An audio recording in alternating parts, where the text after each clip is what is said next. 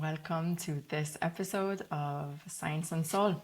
I'm your host, Tara, and this is a space where we actually bridge science, the tangible with the unseen.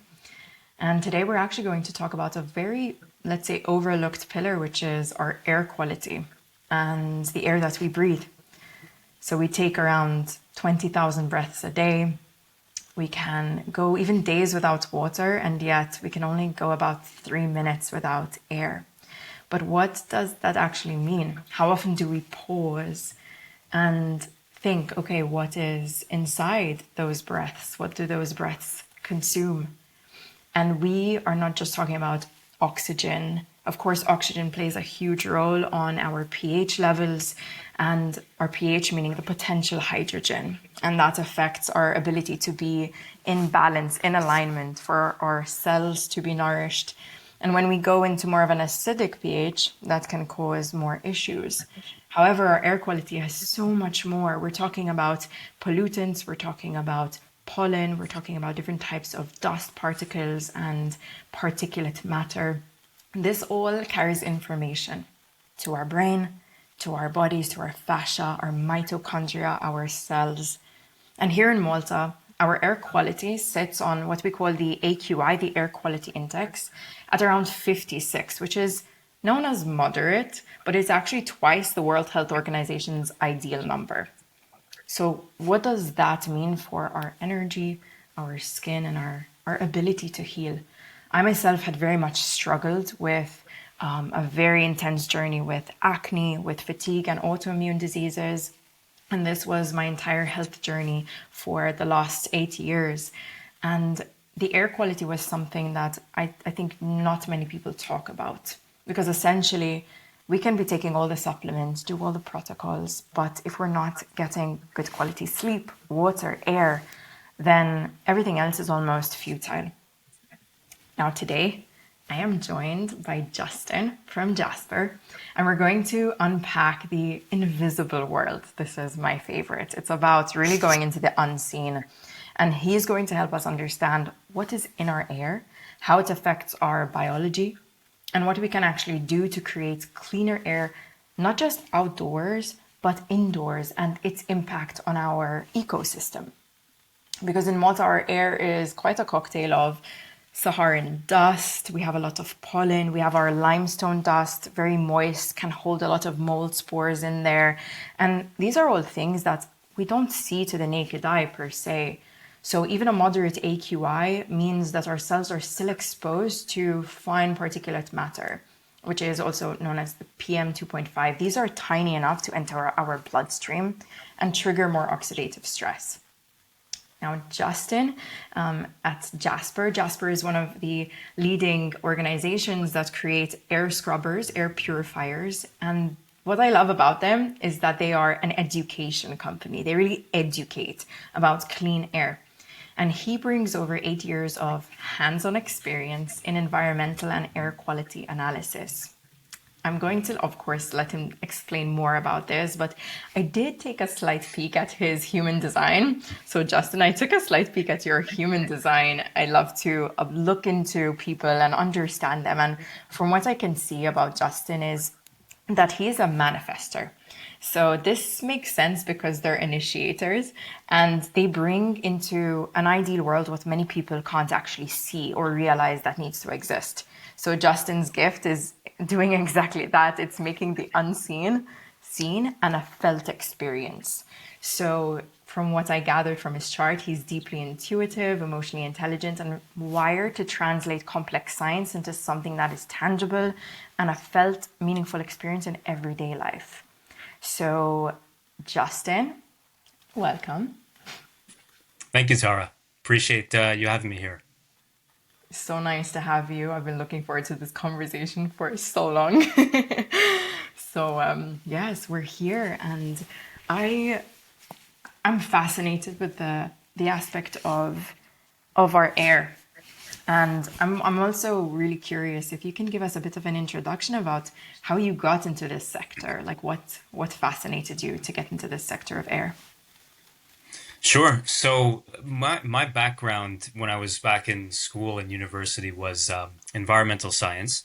So I've always had a very keen interest in the kind of applied sciences, natural sciences, and certainly a lot of that was kind of the outdoor experiences of whether it was different kind of biomes and biospheres and ecosystems and nature and what have you. But I've always had a fascination with how there's a very interconnected nature with all of these things.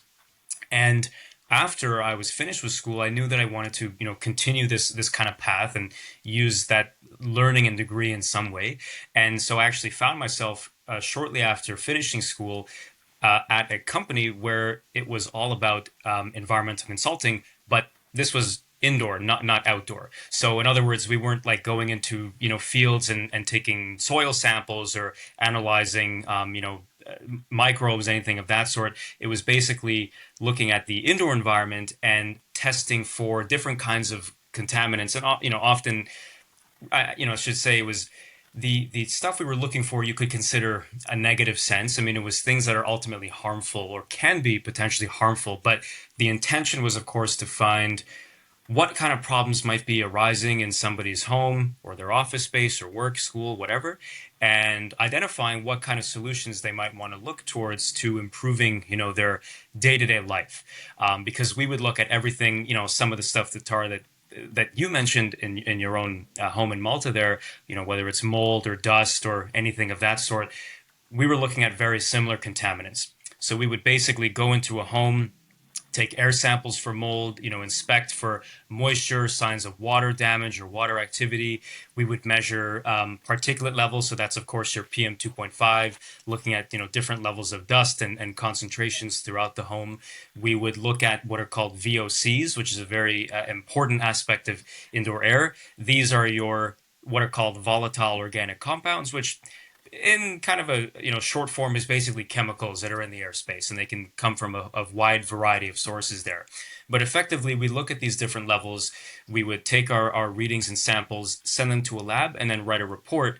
And that way, the client, whether it's a homeowner or somebody at an office or a school or wherever it was, would have a very good breakdown of exactly what was in their indoor environment, and then more importantly, what kind of suggestions we recommended so that they could improve it. Because a lot of the times that we were being called out was often maybe some kind of a symptom or feeling a bit unwell or off, but not exactly sure what's going on. And of course, it's a very tricky world because, as you mentioned earlier, this is the world of the unseen. A lot of times we're measuring items that you have no really discernible way to view it with your naked eye, but they can absolutely cause potential health concerns. So we were there to kind of shed light on what was going on, bringing the invisible into more of a felt sense and help a broader understanding of it, and then making our recommendations from there. So usually it might be something like tamping down on their humidity if it was too high,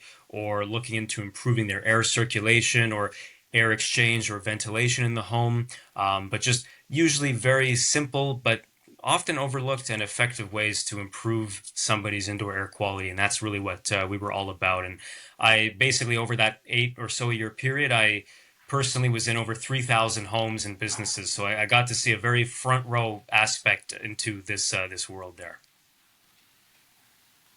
Thank you. And I would really love to touch on the difference. Maybe we can start on the indoor air quality because there's so much there that I think people don't realize. Usually, indoor air quality can be more problematic than outdoor air quality, especially with what you're mentioning, the VOCs. And I would love to bring this into the daily practicality of people understanding.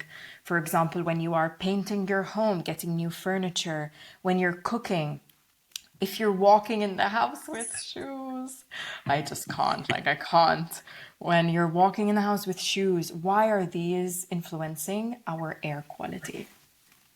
For sure, and that's a great point. That this is probably the biggest reason that it's overlooked is that most of the time when we think of polluted air or bad air, we're strictly thinking of the outdoors. Whether it's like factories or car exhaust or anything of that sort, we're usually attributing bad air quality to the outside, and we don't really think about our own indoor space. Because usually, I'd say for the majority of people, we tend to keep our homes in a pretty good state of order, fairly clean. So it can be hard to kind of grasp that indoor space, we often think of it as almost like a sanctuary, but as a matter of fact, it can, in a lot of ways, become the opposite, where all we end up doing is trapping a lot of bad stuff that's inside. And the reason that this happens, especially in a lot of homes in the West and really probably the last half century or so, is that there was a very big shift in the energy efficiency movement. So the whole idea was to really, conserve and preserve energy costs, ensure that homes could be heated and cooled and built without having higher energy costs, which, obviously makes sense from a financial perspective because, as everything goes up in price, it's nice when your home, the cost to heat it and cool it doesn't have to go as high. But the drawback with this is that we ended up constructing homes that are so airtight. It's almost like you're living in like a Tupperware, a plastic container, and you're sealing it in. But the thing is, all of those small contaminants and particles that are found outdoors, they will still make their way inside the home. It's just a natural given state of things.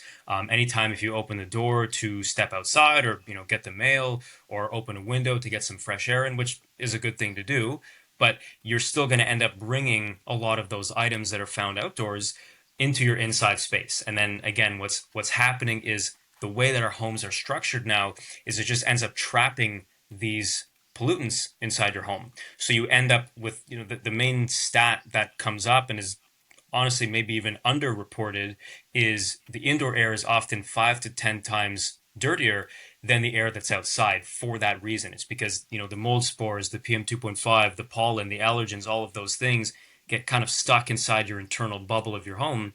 And unless you have, active measures to try to mitigate that or ventilate, you're going to end up just increasing that buildup of contaminants. And of course, that means that they go to your body, which is how you can end up with some symptoms and illnesses and such down the line.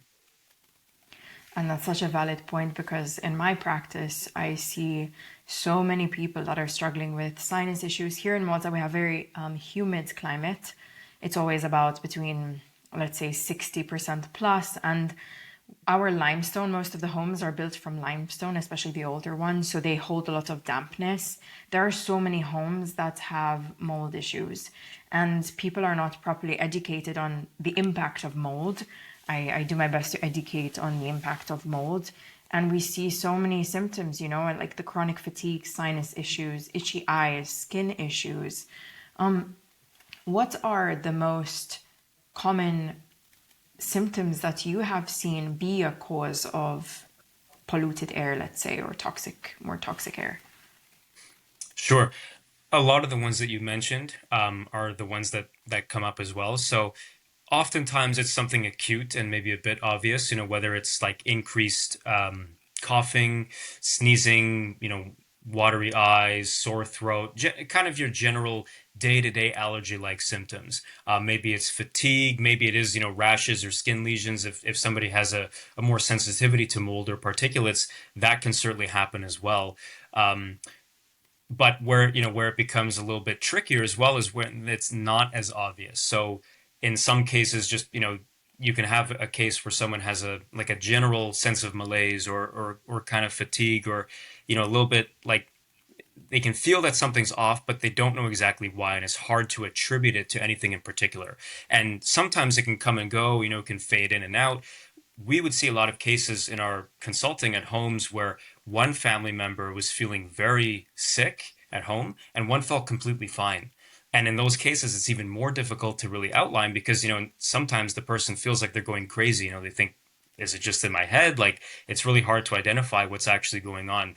But probably the biggest trigger that you can look for is if you feel better outside your home versus inside your home, or maybe if it's, let's say these symptoms are happening in your office space or your school or wherever you spend day to day. If you generally feel better outside versus inside, that's usually a pretty good clue that something is happening inside your space. Our bodies are very sensitive to these environmental issues.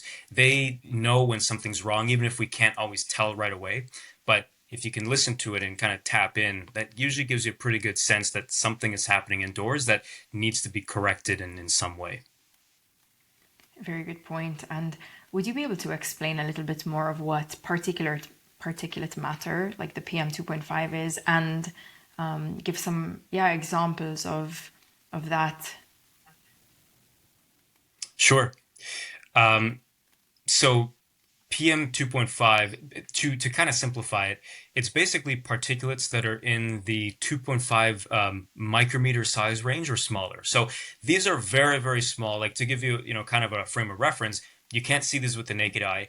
If you're looking at like a typed sentence, with a period at the end of the sentence, you could fit hundreds of these particulates on that period. So they're very, very microscopically small particles, but these can be a wide range of things, pollen, smoke, pet dander, even things like insect fragments, hair follicles. There's a lot of small items that can fit in this range of PM 2.5. And so the PM 2.5 as a whole, it's basically just the amalgamation of all of these small things put together. So when you're looking at things like, the World Health Organization, and they have their AQI standards, and you want to be below a certain amount, that's usually referring to the amount of PM 2.5 that's in the airspace. Generally, you don't want to be exposed too often and at too high concentrations of PM 2.5. And the reason that this sort of size range is focused on is that PM 2.5, the particles in that kind of range there, are small enough that they can much more easily enter your lungs. Obviously you inhale them and they get past your nose hairs, which are a little bit of a body's natural air filter, but they can get past that. They can also enter your bloodstream because they are small enough. And so over time, if you were exposed to PM 2.5 kind of in a prolonged sense at higher levels than are recommended, you can develop sometimes pretty serious health effects. A lot of times you'll see this in developing nations. PM 2.5 can be a lot higher, whether it's industry or other standards. But what'll end up happening is that people can become a lot sicker, and you get a lot more things like asthma, lung problems, and developing early on with young children as well, and kind of being prolonged throughout their lifetime. So ultimately with the PM 2.5, it's one of those things that there's a lot of different parts to it. As long as you can bring it down, the main thing is if you can lower it as much as possible, that's going to be one of your best, defenses to ensuring that your body is staying in a healthy state and not having to take on too much of that PM 2.5 at any time. And do you need to have an air purifier in order to reduce the PM 2.5? There's multiple ways you can do so. There's a lot of ways that you can actually reduce PM 2.5. An air purifier or an air scrubber is for sure one of the main ones, because ultimately that's directly filtering it, out of your airspace there. Another way, though, that can still work for sure is improving your ventilation and your air exchange in the home. So, as we were talking about earlier, a lot of homes are very airtight. So once stuff gets in, once PM 2.5 is building up, it's a lot more difficult to remove it. But if you have a good ventilation and a good exchange of your air, that can also help to kind of, in a way, like flush out, some of those particulates there. And I'll give you an analogy. We like to look at air similarly to water. Generally, if the air is moving well, it's going to be cleaner. When water flows like a river, it's moving, it tends to have less algae, less bacteria, pathogens. But when the water is very still and stagnant, it's much easier for things to build up and a lot more contaminants to build up in the water. And it's the same thing with air. So we kind of look at the air in our homes almost like a river in a way. If it's moving and cycling and circulating well and exchanging in and out, that can help to bring down PM 2.5 and VOCs and other kinds of contaminants as well. It's where it's not moving and being very stagnant, that's where it will build up. But if sometimes it can also be tricky. If you live in a space where it's harder to control the airflow, like if you're kind of like an apartment, with sometimes you have poor window openings or not much ventilation, it's going to be pretty tough. So in that kind of case, an air, scrubbing device will make a lot more sense, because that's going to be your best defense against at least filtering out a lot of the stuff that's accumulating there. What I actually am very interested about as well is post-COVID, so the long COVID and what we see in long COVID patients. Have you noticed any kind of difference with people who suffer from long COVID or other, let's say, intense respiratory issues, be struggling with the air quality, especially after, for example, rain, fire. We have fireworks. I know you guys in the US have a lot of, let's say, the wood fires, but we have fireworks and those release metals, like heavy metals in the air. I'm just wondering if you notice any, rates of higher illnesses or symptoms around those times. Yes, yes. I mean, this is definitely something that we've seen. The long COVID, I suppose, is more of a recent one, but we would see a lot of the same stuff with, um, you know, people that had asthma or other kind of pre-existing conditions, where ultimately there's some kind of effect on the lungs and the respiratory system. And so, it's basically even for a healthy person, when you have high levels of particulates in PM2.5, over time it can become more difficult to, for the body to kind of fight it off and sort of maintain like a healthy and steady state. So when somebody has long COVID or asthma or other kind of a condition like that, it's basically just exacerbating the problem because they're already in sort of a reduced state. Whether it's you can kind of look at it as like a bit of like an immunocompromise in a way that just it's harder for the body to fight these things off. It's harder to regulate itself, and you could almost look at it as basically every increase in the amount of PM2.5 is just adding, you're sort of adding on that much more that the person has to deal with. Another analogy that we really like to use is you can look at yourself as like a bucket or a vessel. And what we want to do is have our bucket as low as possible in terms of not taking on too much of that day-to-day, contaminants and pollutants and particulates. And so naturally, a lot of the times we're exposed to these things, whether it is in our homes or workplaces or what have you through the day. Ideally, at night, if you have a good home state, like if your home is in a good air quality environment, you can sleep well and kind of empty that bucket, so to speak. So you're letting yourself rest and recover.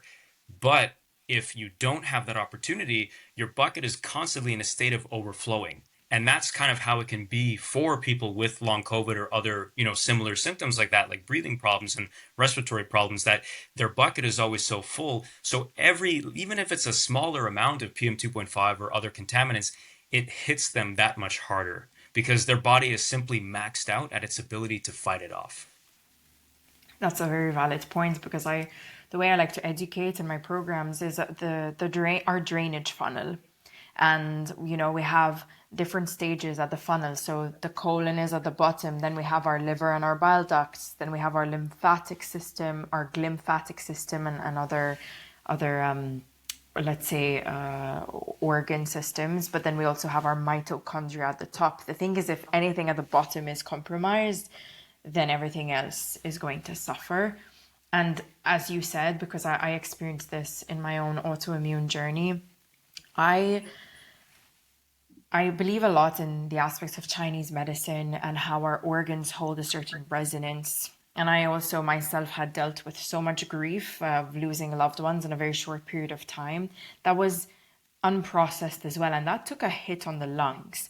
And I had terrible acne in the lung, in this kind of region, in the face mapping, which is definitely related to the lungs. But I was also misdiagnosed with subclinical lupus, and that was a whole journey. But what I came to find is that I was doing all the protocols, did so much testing, taking supplements, but that was just adding more to the load where the body didn't have anything to move. I like to use the analogy of blowing into a balloon. Every stressor is you blowing into the balloon a little bit more. It's getting bigger, bigger, bigger. All of a sudden, there's no more space. It's going to burst. And I see that we live in this day and age of consumption accumulation rather than actually decompressing. And that's exactly what we do to need to create that space, right? So could I ask you a bit more about, because there are so many people that use air fresheners, fragrances, and these, I'm Mhm. very sensitive. I'm neurodivergent. I'm super sensitive. I can't even smell something like that. But there are so many people that are inhaling this in their car, in their home. Could you touch on what that does to our air and to the body? Sure, sure. Well, and it's a good point, and it's also a kind of a funny one because they're called air fresheners, and that's I guess I use that very loosely, but you're not freshening the air in any sense. I mean, all those things are doing is basically adding chemicals, synthetic smells into the airspace. If you have one of those plug-in, like you put it on the wall, and it has the little kind of puff of steam or whatever it's releasing, aerosolizing something, but all that's doing is basically adding VOCs, in the form of an odor. And we're sort of like we're kind of trained or almost tricked into thinking that, oh, this is a fresh kind of smell. This is a nice, pleasant smell. This is what a clean space smells like. But in actuality, it's all it's doing is just adding extra chemicals to the space, and it's not really cleaning. It's not cleaning your air. It's not freshening your air. All it's doing is masking other odors in the space. So whatever bad stuff might be in your airspace hasn't gone anywhere. But on top of that, you've just added more pollutants, more chemicals into the airspace. And a really important point that we also like to make on this is that a clean home, a truly clean home, should actually smell like nothing. It shouldn't smell like a chemical scent or like a fruity fragrance from like a cleaning spray. There should really be no odor. It should be just be kind of like a neutral, no particular strong smell of anything. That's actually a good sign. That means that should mean that your air is in a good state. It's healthy. You haven't added any kind of unusual or man-made fragrances into the space that otherwise would have no business being there. And it's the same thing, with the car freshener, like the air freshener that you have, hanging from your rearview mirror. Um, it's just adding a chemical smell into the car, but it's not freshening the air. It's not doing anything to clean the air inside the car. It's just sort of tricking your nose into thinking, well, because I can smell this sort of loose pine scent, my car must be in a clean state. But it's really not the case at all. And, this will, of course, depend person to person, but your question about the impacts on them, for some people who are more sensitive to chemicals, they can have sometimes a pretty bad reaction. Some people can react very poorly. We've seen this to those plug-in, air fresheners. I remember some cases where we would do the air testing for a real estate transaction. Somebody that wanted to buy a home, and they of course had us in for an inspection first, just to make sure everything was good from an air quality perspective. And we go around and we'd sometimes find those, and they were often masking something. There were a number of cases where there would be like a mold issue in the home, which usually has a fairly notable smell. But their selling realtors said, oh, just plug these everywhere, and it's going to mask the moldy smell. And we'd see this firsthand. So all it's doing is masking the problem, but it's just adding on more stuff that somebody who's otherwise, maybe wouldn't react as much. They're now having a stronger reaction because, again, they're just being bombarded with all this extra stuff that otherwise shouldn't even be there in the first place. And I don't think people understand the impact that mold has on our mitochondria, because they literally zap mitochondria from their energy, the energy supply. And so with that said, in terms of our indoor air, what we bring from the outdoors to the indoors, something as simple as the walking in your home with shoes, and like, we're stepping on fecal matter, you're stepping on certain compounds. Again, it's all unseen, but because people don't have the knowledge, they just don't understand what's happening on a molecular level. But what happens when you bring those compounds and they're settling into the ecosystem? What happens there? For sure. Well, it's kind of just comes down to simple math. I mean, as you mentioned at the very beginning, we breathe 15 to 20,000 times a day. We're looking at over 10,000 liters of air every day, and the air is by far the biggest medium that we put into our bodies. So a lot of people that are maybe more health conscious, they're often looking at the food that they eat, making sure it's good, clean, organic food. And they look at the water they drink. They're often having some kind of water filter. These are all good things. But the consumable in terms of air versus these other two is, it's a huge difference, an order of magnitude. The air that we intake is so much more than any amount of the food or the water that we have. So it's basically when you bring these things into your home, this airspace that you're breathing in 15 to 20,000 times per day, every single one of those breaths is having, whether it's fecal matter or whether it's chemicals or pollutants or mold spores, it's you're constantly introducing it to your body. And one thing I do want to mention as well is that it is important that we take on a little bit of bad stuff because our bodies do need to adapt and learn to be able to adapt and adjust. It's very normal. But it's when those levels become just higher, that's kind of where we're saying it's just a question of math. It's, 20,000 breaths times, let's say, 4 times the level of pollutants that you should have in your home. That's a lot more pollutants entering your lungs than you should be experiencing. So that's why it's not unusual that when you go through this day to day, if you're not taking care of your indoor environment, you can see some pretty notable health impacts that will develop from that. And we spoke about the PM 2.5, the particulate matter 2.5. There's also particulate matter 10, right? That is more of the dust particles, as well as then like the nitrogen. Is it like nitrogen oxide from traffic? Like those Hmm. kind of like Yeah. heavier particles. So when it comes to things like dust, for example, like when you want to dust a home, what would you say is actually okay, having an air purifier, sure, but I think that most people also maybe dust incorrectly. Is there such a thing of like how to dust your home? You're talking about like if you're just kind of dusting your shelves and cabinets, that kind of thing to kind of clean settle dust. Yeah, like just sweeping it all up and just Right. Right. For sure. I mean, yeah. So like the PM10, as you were saying, is basically it's so particulates that it's in the 10 micrometer size range instead of the 2.5. So this basically would just be larger dust. I mean, you can get PM10 can come from car exhaust for sure. Even things like the brake pads and tires. It's an interesting one because like we change our tires, every so often when we drive. I mean, you have to because the tires get worn down. But the big question is, where's the tire actually going? It's every time you're braking. It's obviously the rubber on the asphalt or the concrete is, it's going somewhere. It's going into the airspace because it's kind of being broken down, and those the particle size is often in the PM 2.5 and sometimes the PM10 range as well. So, that times the amount of cars on the road times the amount of tires that they have constantly being run through, like that can be a big source of those pollutants as well.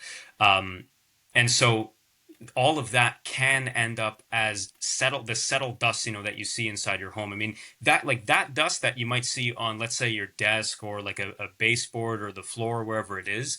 um, that dust is going to be a much like the visible stuff you're seeing is much larger than the PM10, but the PM10 and 2.5 does still have a lot of makeup within that dust itself. So there's still a lot of those fine particulates that get kind of embedded in that amount of dust there. So if you're just kind of lightly using like a feather duster and dusting your shelves or dresser or whatever it may be, the visible dust does get removed to some capacity, from the shelf. But again, that all of that small stuff that you can't see that's within that dust is going airborne. And that's the kind of thing that, if you're just sort of dusting loosely, you're really just giving yourself a better chance of breathing it in because now you're bringing it higher, introducing it into the breathing zone, closer to your nose and mouth, so it's easier to be inhaled. So if you aren't doing something like filtering your air or at least having a good air exchange, then it's much more likely that you're inhaling those contaminants that are within the dust there. Oh my God, such a good point. And it's so crazy. I went for a walk earlier and this car just it looked like it was about to catch fire. Like there was smoke coming out of it and the smell what that was just polluting the entire street and I had to put cover my face. I just get so irritated with polluted air that just my body just goes insane. And while those are certain things that we can see with the visible eye, we can see exhaust, we can see these kind of things. I would really like to touch on, let's say, certain aspects, since a lot of my audience will be in Malta as well. We have fireworks season. In Malta, we have a lot of festive seasons, especially in the summer. And I usually like to bring out more tools to clean out the lungs, like mullein leaf and chrysanthemum. also binders to bind to those heavy metals because we have, I don't think people realize the compounds after fireworks are released in the air, right? There's like copper, there's barium, there's different PM 2.5 as well, like in there as spikes. And these are all heightened, like in the air for a prolonged period of time. And then couple that with our humidity, and even after rain, when the humidity peaks as well, we have a lot more surges in, I think, mold spores, right? Like, so that along with microplastics, I think are so heavy on our system. And it's very cyclical, right? In this nature of like like you said, like we can go periods of being fairly okay, and then we get these spikes. What about airplanes that are, they're dispensing certain chemicals, pesticides, etc.? Yeah, I mean that the airplane. I guess that one can be a little trickier to measure because it depends on maybe how close to the ground, how large the plane is, how much is coming off. But what we certainly have seen is that maybe on a bit of a smaller scale, if you have like a small plane and it's kind of lower overhanging, like over distributing on, let's say, crops, like there's like the glyphosate that can be used. That is one that's being studied pretty significantly because that's one that would, that's basically like a VOC, like that's a chemical compound. So that's the kind of thing where, because it's at a lower level, when it's being, introduced fairly close to the ground, you can have more bioaccumulation of that material, in the soil. It can end up in the basically the kind of the ecosystems there in terms of like the bugs consume it, and then the small animals consume the bugs, the bigger animals consume the smaller animals. This is something that we kind of looked at back at university, and bioaccumulation was a pretty big topic because it was any kind of contaminant that's introduced, at a higher concentration, often ends up basically through the entire food chain and can lead to humans and us as well, whether it's directly in the food or just the general ecosystem that we're existing in. So it can be a tricky thing because obviously it's you can control your home, but it's hard to control the overall world Of that you're course. living inside of. But that's why it's important to just do what you can directly for yourself, your own sort of space, is to make it as clean as you possibly can. Yes, and that's it, because everything affects everything. And you're right, like this is why I really also want to provide the tools for people to understand and to just do what they can within their own environments, within their own ecosystem, within their own community. Speaking of which, I really want to highlight, and maybe you can speak to this around air, the quality of air, especially because JASPR has gone into many schools, right? Looking at Mhm. children with ADHD, behavioral issues, and cognitive issues, and noticing a dramatic change in the behavioral issues once those purifiers, the ones you put in the JASPR air scrubbers. Can you speak a bit more about that? Absolutely. Well, and it's a hugely important topic too. And I also we do like to make the distinction that it's not even. I mean, certainly the Jasper is a great tool for schools, and we're very proud and thankful that we've been able to add them to a lot of schools where we are in Austin, Texas, but also other schools around the country. But there have been studies that there's actually a big study out of Finland that showed that just having any kind of air purification device, even a smaller one, um, basically they were added to daycares, and I believe it was kindergarten classrooms. So very young kids, which obviously they tend to get sick quite often at school. That just was kind of the norm. But what they found was that by having an air purifier in the classroom, the absentee rates dropped around 30%. And so, you look at this as far as such an obvious, no-brainer solution. It's like every classroom should have some kind of air purification system. Um, it's not going to stop kids from getting sick at home necessarily, but it's at least making it a lot easier to control the spread of, viruses and germs and such that go airborne every day inside of a classroom. So with the Jaspers that we've been able to, basically deploy locally here in Austin and other schools in the United States as well, we have had very positive feedback from the parents who've just said that not only do they know that their kids are feeling better and they're having actually like they've had measurable less instances of being sick at school, which is fantastic. But one of the big ones is just the peace of mind as well. It's hard to really put a price on that kind of thing, but knowing that their child is in an environment that they can get the most out of every day, which obviously is there to learn and to interact and make friends and explore this new developing world around them without having to worry so much about them getting sick or the potential for getting sick, is a huge burden taken off of a parent. So it's a very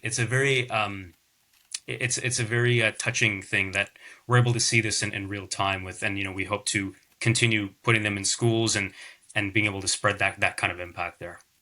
That's so beautiful. And to touch on what you said, I fully agree because it is a burden, and not just on the parents, but I do see this a lot, and maybe you do in the US as well, is the use of antibiotics at such an early age, on infants and toddlers, etc., even in kindergarten, for being sick, it's just they're kind of given out sometimes, where this can actually be, something we can stop beforehand. And I'm trying to get the words, it's like in my head.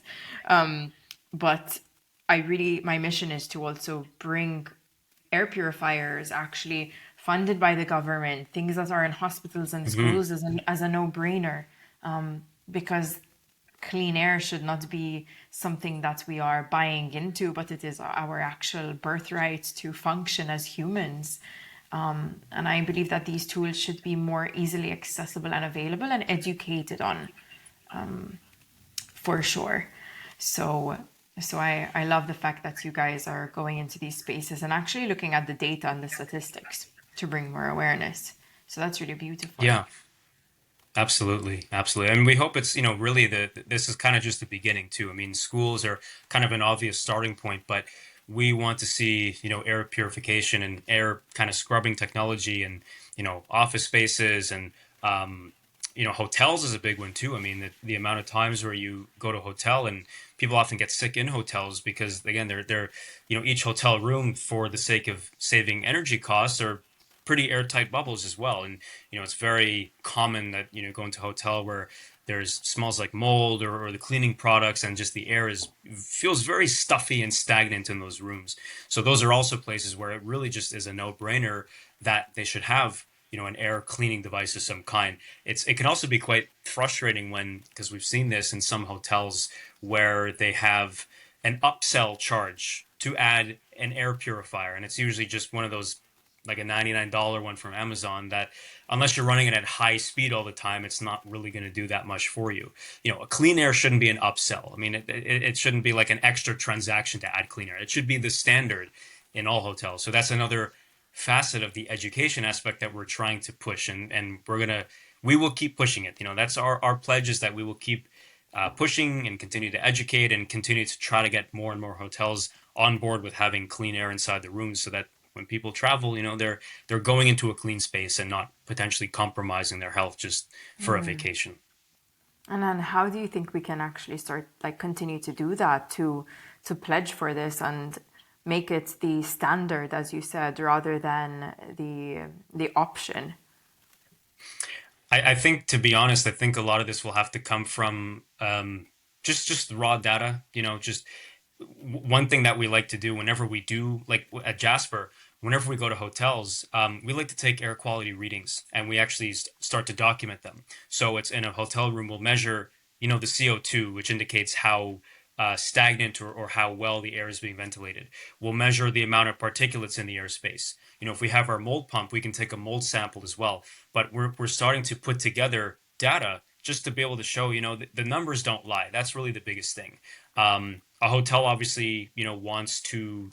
The bottom line is their amount of guests, of course, and their money. That's their business model, is to make money and have more guests.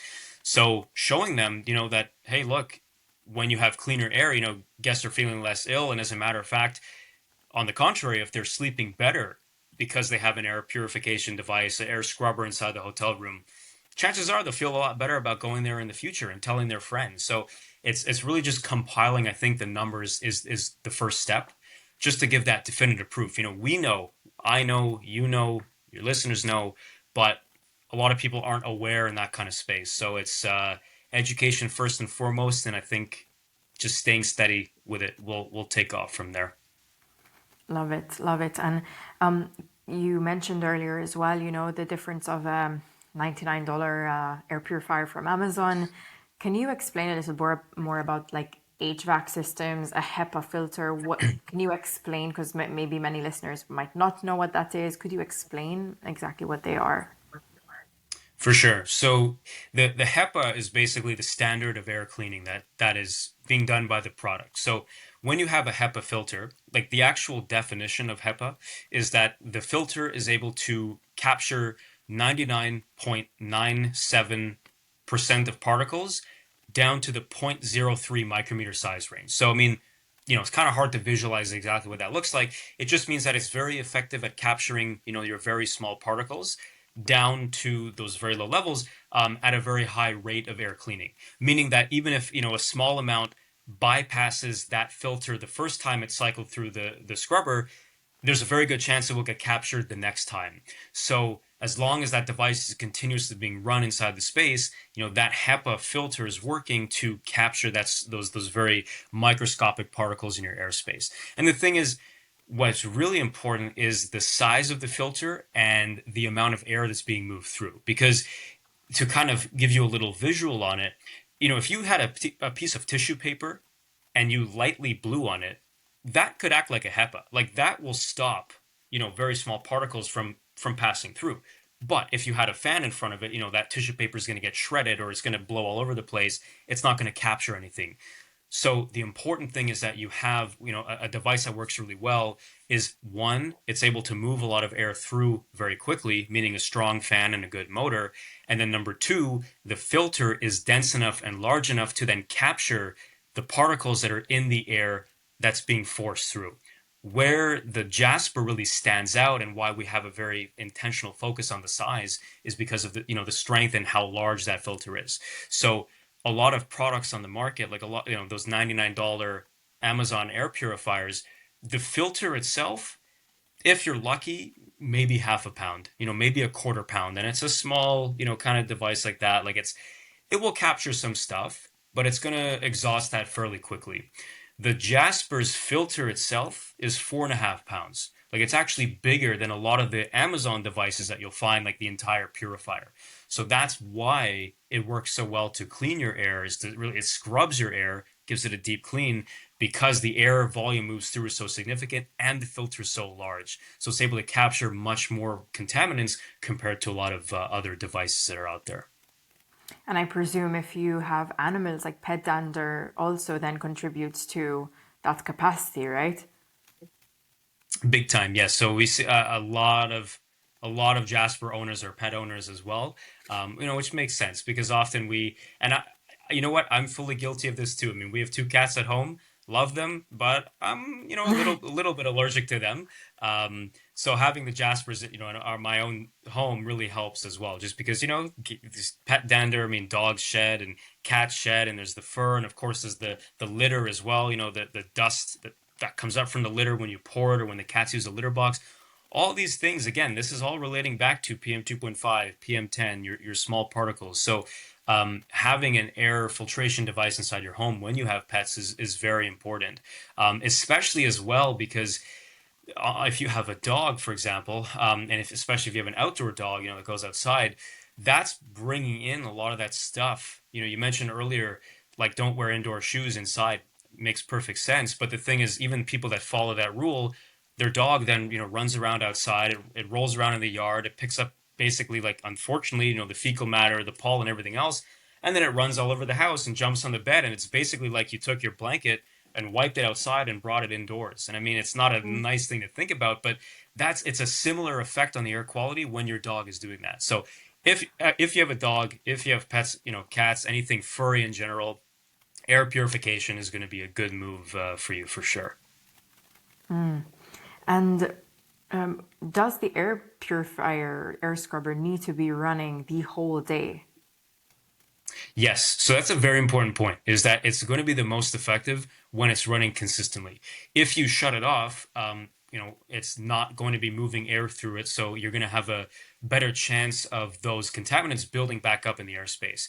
If you have it constantly running, you're able to cycle the air, much more frequently. So, like for example, if you have a JASPR inside your bedroom, let's say your average bedroom space is maybe, let's just say it's 12 feet by 12 feet with 8 or 9 foot ceilings, a pretty normal bedroom size. If you run that Jasper constantly, even at a lower speed, it's going to be turning the air over completely inside that room in probably about 10 minutes. So that means that, roughly 6 times an hour, you're fully cycling the air through, meaning mold spores, any kind of other particulate, pollen, whatever it may be, dander, is getting cycled through that Jasper. But if you have it turned off, that cycling is not happening anymore. So it's allowing those things to build up. So it's definitely important to have it running constantly. At the very least, if you were going to turn it off at some points, maybe do it during the day when you're out, leave it running at night. Because for sure, when you're sleeping, this is the most important time for your body's rest and recovery. I mean, you're not eating, you're not drinking. The only thing that's keeping you alive when you're sleeping is the air that you're breathing. So it's doubly important that that air during the night is going to be in as clean a state as possible. Especially because our organs are going through, I like to say, your organs are taking the lead when you're asleep. You're not the one in control anymore, and they're going through their own phases of detoxification, especially the glymphatic system, right? That's actually draining so much of our waste. And when people are very much congested in the sinus areas, they're I feel that it's not talked about enough in the sense of the superficial lymph nodes and all the lymph nodes we have in the face and the clavicle region, and just how poorly that's going to be affecting the drainage happening. So, like, this is why we see so much like brain fog and metabolic dysfunction, people waking up very foggy and just, yeah, like not having clarity. So yes, you're so right about that, about it being active at night. And does so if we're looking at that, having an air purifier, right, as this, like, let's say non-negotiable. I also have one, but I definitely, my goal is to get better ones over time for sure. Would you say, for, let's say, the individuals that are looking to really prioritize this, but at the same time, they are on a budget, or they really want to, like, they need to start smaller. Like, what would you suggest? Would you suggest to look for certain things, like certain bullet points to look out for? Sure. Well, I mean, anything is better than nothing. So when it comes to budget, if you can only get a small device, then get a small device. Best thing to do would probably be to run it at a higher fan speed, because it's going to be, more effective, since it's a smaller motor, it's a smaller filter, so it's going to need more air going through it to be more effective. But it's still better than nothing. Actually, as a matter of fact, what you can do is create, there are DIY air purifiers you can make.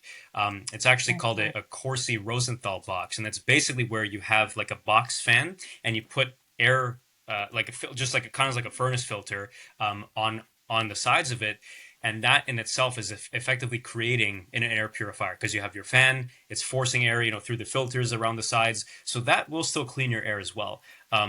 Downside is that they don't. I mean, it looks like kind of a mess of duct tape and filters and fan. Like, it's not a really nice looking device, but it's still a lot better than having nothing, and it does still work fairly well to clean your airspace. Although you probably have to run it again at the highest fan speed, so it will be a bit loud to really have the most effect inside your space.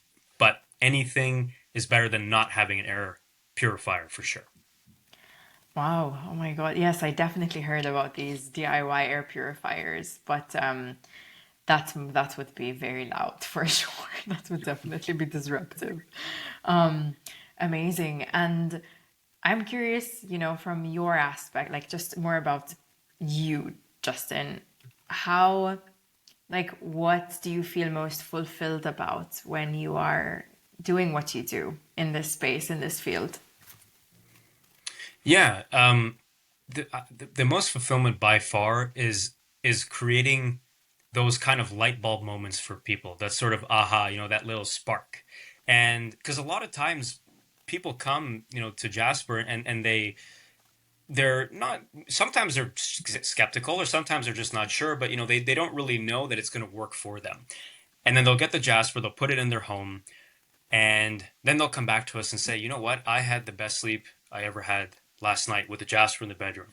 We've had so many people as well that have been sleep divorced for years. The partner snores, and they just can't sleep together. They put the Jasper in their bedroom, and they told us that their partner stopped snoring and they sleep together again after years of sleeping apart.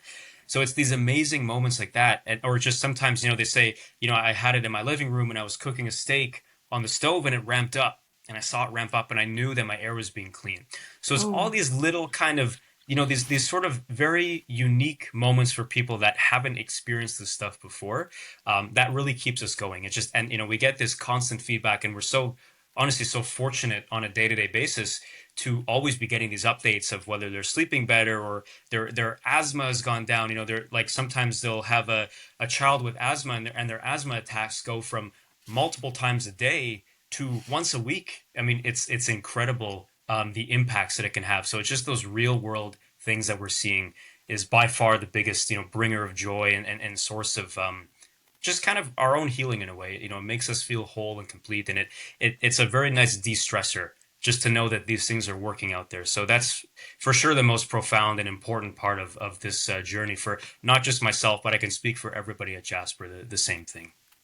Oh, that's so beautiful, and I love how lit up you look just by sharing that. So thank you so much. And really quickly, because you did mention this thing of like cooking a steak, and I forgot to touch on this Mhm. stuff. Like, why why is it so detrimental when we're, the steam and all of the things when we're cooking, and actually the smells, like if you can smell everything in the house, why is that detrimental?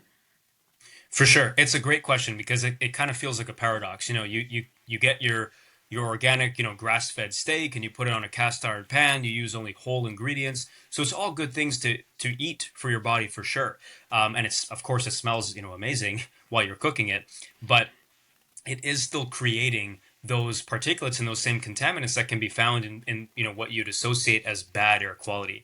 Um, like, for example, when you cook a steak on like a cast iron pan or a skillet, protein at high heat, actually the byproduct of it is what are called PAH, which are polycyclic aromatic hydrocarbons. These are the same kinds of compounds found in wildfire smoke. Now, obviously not nearly to the same magnitude as there would be with a wildfire, but it's still the same kind of contaminant. So the Jasper is ultimately, the Jasper doesn't distinguish like, oh, this is a healthy thing versus a wildfire. All it knows is that there's higher particulates in the airspace, so it's automatically ramping up to clean them. But it's a very interesting scenario that we've created, in terms of the human timeline very recently, because we've been as a species, cooking meat on flame and heat for thousands and thousands and thousands of years. But traditionally, that was almost always done outdoors. And even when we started, bringing cooking inside, it wasn't the same kind of homes that we have today. They weren't these airtight bubbles. They were sort of these kind of loosely made huts or structures, but there was a lot of openings and airflow in them. The idea of cooking in our current kind of kitchen setups that we have now, and let's say like the homes built in the last 40, 50 years, that's really where there's been a notable you know interest and uptick in looking at the contaminants created from it. Because prior to that, if you cooked outside, who cares? It's just going into the overall airspace. There's wind, there's rain. It's stuff's being brought away. But inside your home, that stuff is then remaining unless you're improving your air ventilation or actively filtering it out. So that's why it's a very interesting aspect that's again not really thought of as a problem, but that cooking activity can still create those same kinds of particulates and contaminants in your home's airspace. So would it also be very important to switch on the ventilators on top of, on the stoves, and like actually always Yes. keep them running? Hugely important, yes. And these are the nice things that we like to talk about as far as the instant fixes to your air quality. If you don't use the range hood, start using the range hood, and don't just turn it on while you're cooking. Let it run for a little bit after you're finished, just to really further help remove some of the particulates that are building up there. Same thing goes for like your bathroom fan. When you shower, you'll see this all the time, like where you people will turn it on when they take a shower, and as soon as they're done, they turn the fan off. That's not the move. You have to keep it running because when you've showered, you've added a huge amount of moisture into the bathroom environment. And like a lot of times, we shower with the door closed and the door is closed after, so you're creating this little bubble where it's then a lot easier for mold to develop. My kind of general recommendation, sort of rule of thumb, is for every 5 minutes that I shower, have the fan running for half an hour after that. So if you took a 10-minute shower, let that fan run for an hour after, just to really help remove a lot of the humidity that's been building up. It's interesting you talk about the bathroom fans because we actually don't have those built in into our infrastructure here. Mm. And it's even more of a problem because it's closed. And I'm positive many people don't even open the windows. They're leaving their wet towels in the bathroom. That is like so much moisture. And this is the issue, the buildup of those mold spores, as we're saying. And especially when, the lights are off, it's a darker environment, dark and damp. Perfect hostile environment, So Yes, exactly. wow. Okay. Thank you. Yeah, that's such a good point. I'm so glad that we touched on that. And lastly, as well, just to talk about that air is finite, right? Like it's not an infinite source. So what the air that's come from like the Saharan desert is something we're breathing in. What China air, like it's all like moving, correct? Yes, I mean you can kind of look at it as Earth is like a closed system. So the stuff that's on one side of the world ends up on the other side of the world, in not that too long of a time frame, and it kind of cycles through. It's the same thing with water. The water that's in one part of the world does end up in the other part of the world, just because that's how the cyclical nature of the Earth is. What's actually even more interesting too is that the air that you're breathing now is actually like a lot of the same components of air that was breathed in the past. People that were alive hundreds of years ago, you're breathing the same air. So So cool. it's really this, yeah, it is sort of a closed cycle, like you said. It's not kind of this like new, it's not a newly generated air. It's the same air that's sort of being, brought through and in some cases filtered and in some cases not. So it's just something to be aware of in that sense. And can your own like carbon dioxide be affecting the air that you know what I mean? It definitely can, yeah. I mean, if like for example, the carbon dioxide that's inside your home really is coming from you. This is actually it's a good point you brought up because we would when we would do the air quality testing for people's houses, CO2 is one of the main items that we would look at. And I remember a number of times where the CO2 was much higher than the recommended levels, which often can lead to brain fog and fatigue and other issues like that because it just means the air is very stagnant and the homeowner would say, oh, like where's the CO2 coming from, like do I have a leak in the stove or the furnace, and say no, no, like you are the CO2. I mean, when you're breathing and talking, you're expelling CO2 into the airspace there. And if your home has poor ventilation, it's going to continue to accumulate. So the CO2 is kind of a marker for either how well ventilated or how poorly ventilated your home is. But it's one of those things where you want to have it as low as possible. I mean, the outdoor ambient CO2 generally is around 400 parts per million.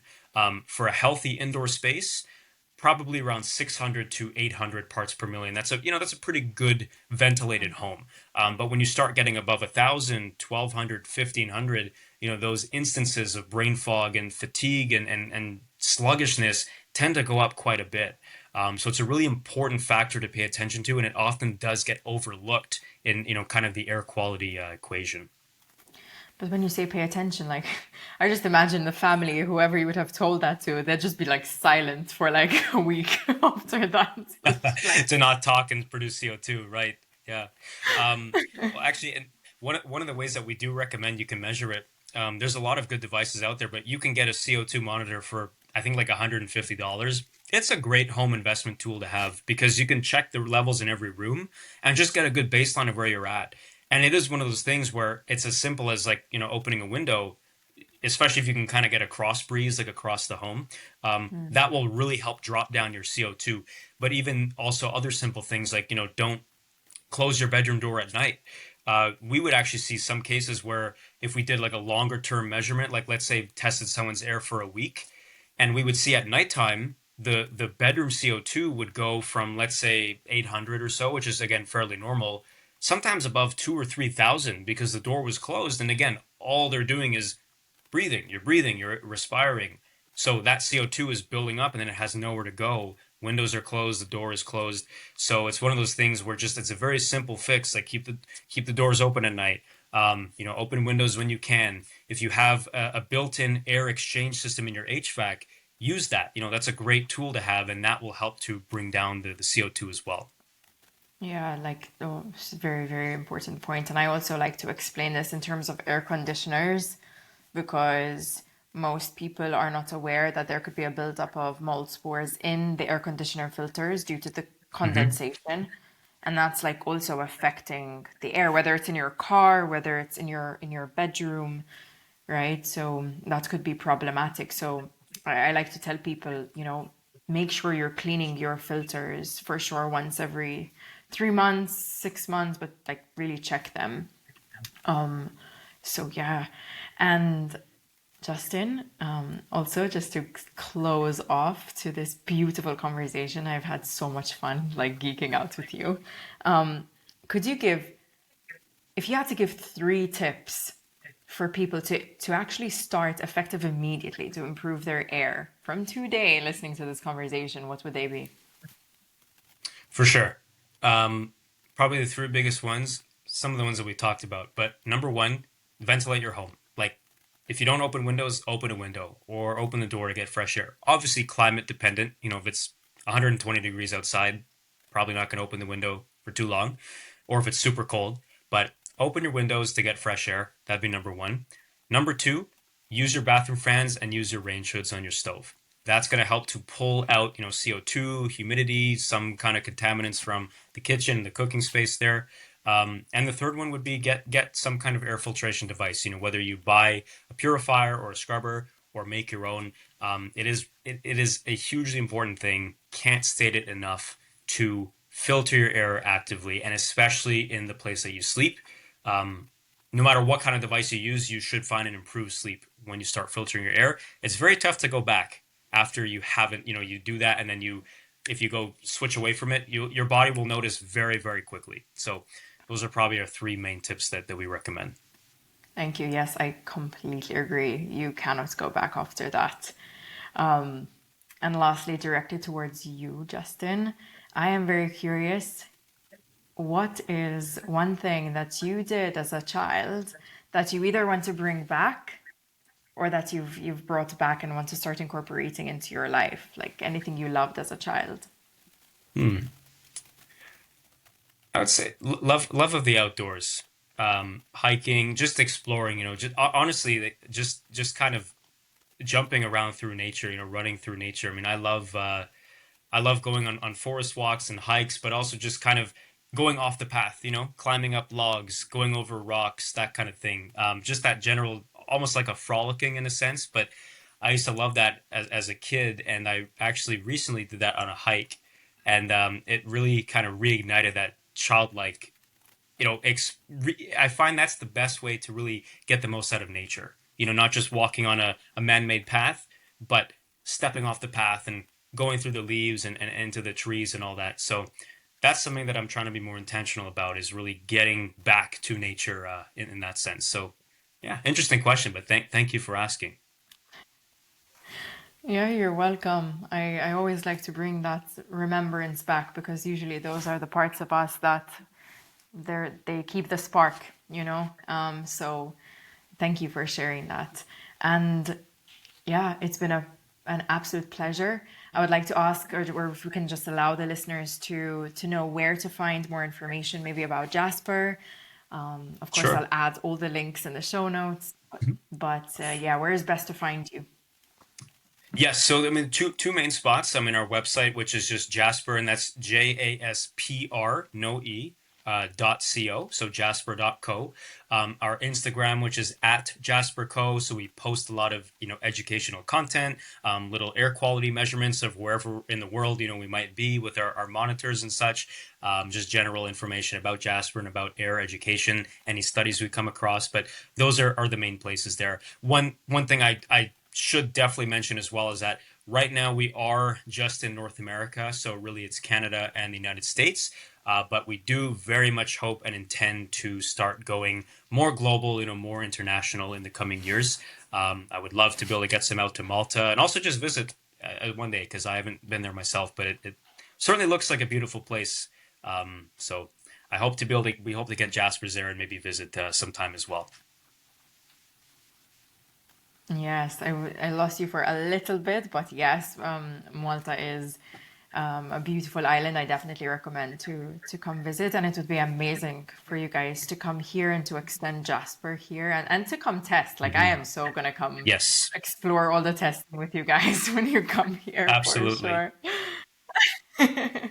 So Absolutely. yes, just thank you so much for your time, and thank you to everyone listening as well. And hopefully, this can be passed on as educational information for everyone. Be sure to like and subscribe because this helps the channel grow.